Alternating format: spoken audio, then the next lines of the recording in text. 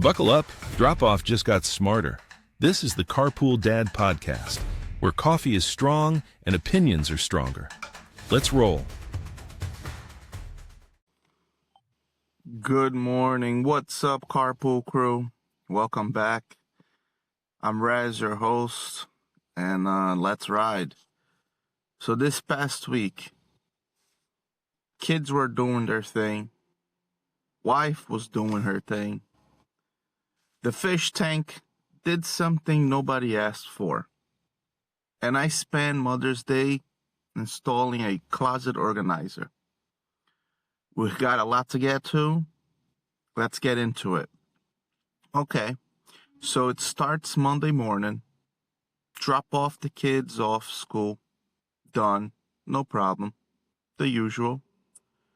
Good dad moment. Pull out the carpool line. Just me now. Adult time. Peace and quiet. This is the moment. I don't change it right away, because the song that's on is actually kind of catchy, and I'm still in the zone from the drop off, and I'm thinking, I'll change it in a second.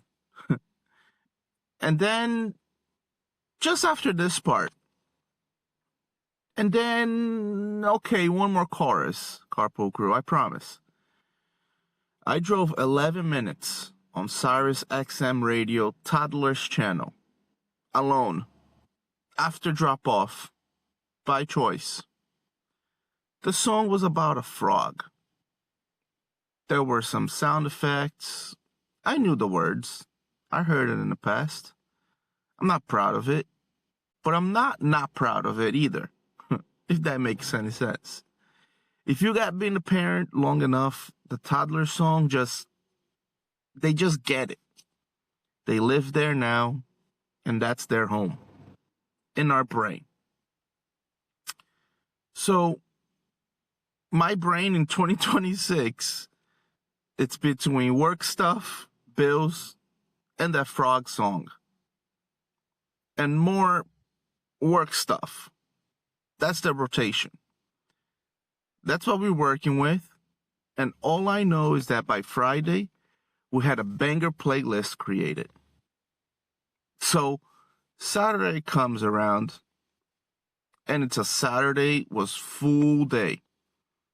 I need you to strap in, okay? It starts with a first communion, family event, church, the whole thing. We wanted to be there for the babysitter's daughter. It was a great event. Now, I wanted to give some credit where credit is due. My kids, man.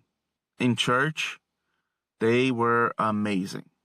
They sat down, stayed seated, whispered when they talked, didn't ask to go to the bathroom 17 times. I don't know what happened.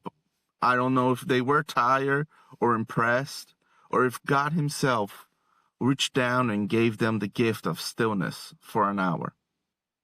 But they were perfect, absolutely perfect. I was genuinely proud, like puff up, dad proud moment. Now, before the church event, my daughter had to do a babysitting stretch while we handled some logistics. And she was actually fine. She was great, which surprised me, because at home, she's like a full-time chaos agent. But apparently, in a structured environment with responsibility on the table, she shows up differently. You know, the kid is different in public. Completely professional. At home, she's like a feral, like a wild wolf. Wait a minute. Yeah, we're not going to talk about that. I don't understand it, but I accept it, and I'll take the win. So Mother's Day Sunday. Now, here's the thing about Mother's Day, and every dad is listening about this. The questions where to eat is the whole event by itself. It starts casual. What do you want to do today? She says she doesn't know. You offer a suggestion. That's not it. You offer another one. Getting warmer. You offer a third. You get a silence treatment. thoughtful silence, and then more silence. And then she says something, and whatever she says, that's the answer. That was always the answer. The 3 suggestions were just the process. My wife landed on IHOP.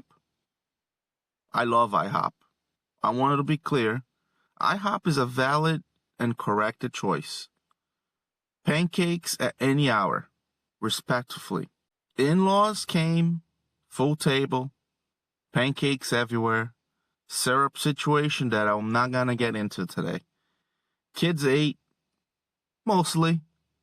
Coffee was good, surprisingly. It was actually real nice. In-laws being there was great. Everybody's talking, the kids are doing their thing. My wife is getting flowers and her moment and pancakes. That's the goal. That's the whole thing while we're here, guys. Good Mother's Day breakfast. I'll take it. Now, this is where everyone is wondering, wow, Raz, sounds like you had a great week and weekend. Well, here's the curveball. Here's where the podcast came in. Okay, so Saturday morning, before church, before IHOP, before any of it, my wife goes to check on the fish tank. We have a 55-gallon community tank, which is already its own ongoing saga. This tank has been through things. And she goes, hey, babe, come look at this. I walk over and angelfish babies. There are angelfish babies in the tank. Nobody asked for this. Nobody planned for this. The fish decided Saturday was the day. The fish did not check the calendar. Now, for context, this is not the first time this tank has done something unexpected. This tank is the most fertile tank I ever encountered in my life. If you put 2 fish in there, this tank will find a way. I don't know what's in the water. I don't know what they're feeding them. Mostly me. But something is working extremely well in that 55-gallon. The kids lost it. My son goes, Dad, are there babies? Yes, bud, those are babies. How many? I don't know yet. Bunch of eggs. Can we keep them all? We're not keeping them all. My daughter already naming them. She had named for 4 of them before I could say anything. I don't even know their genders. She doesn't care. They have names now, and they're part of the family. We went to church with the fish babies at home. I thought about those fish babies the entire service. Partially because I was worried about them. Partially because my daughter kept leaning over, whispering their names to me during the communion. That's where I'm in life, and I'm in peace with it. And then Mother's Day afternoon. My wife and her mother head out for some self-care. They're going to get plants, a whole nursery trip. This is her day. This is what she wants, and I'm supportive. She leaves. I'm with the kids. I'm holding the fort. Again, I have a plan. My plan was to chill. Supervised chill, but something on, relax. Let the afternoon breathe. And then a package arrives. The closet organizer. Now, if you've been listening since episode 32, you know about the closet situation. The wardrobe that didn't fit, the wrong wall, the return, the research phase, the panels in the hallway. Well, the research phase is over. A new unit has ordered. Perfect comedy timing to show up on Mother's Day. Not the week before, not the week after, on Mother's Day. While my wife is gone, while I'm alone with the kids, I look at the box. I look at the kids. I look at the box again. The box is very large. I open it. I commit it. Because if I leave in the hallway, she comes home to a box, and that's not Mother's Day energy. So now I'm building a closet organizer on Mother's Day, while 2 kids orbit me asking me questions and handing me the piece I didn't ask for. And my son's very concerned about the screws that think he's extra. And it's not. I'll find where it goes. I always find where it goes. Read the instructions, Dad. Did not understand the instructions. I had to Google one part. I made an executive decision on 2 other parts. Finish it. It's not perfect, but it's installed. It fits. I measure correctly this time. I want a full credit for measuring correctly this time, okay? My wife came home with plants, saw the closet organizer, looked at me, surprised, appreciation. I saw it in her face, then immediately started organizing her side. That was the win. That was the whole win. Not going to lie, definitely got happy tears. The man installed the closet, the woman organized it, the fish tank had babies, and the kids were fed. Mother's Day completed. All right, Carpool Crew. That's episode 36. Toddler songs still living in my brain, rent free. Church, the kids were legends. IHOP, correct choice, no notes. Fish tank, biologically unstoppable.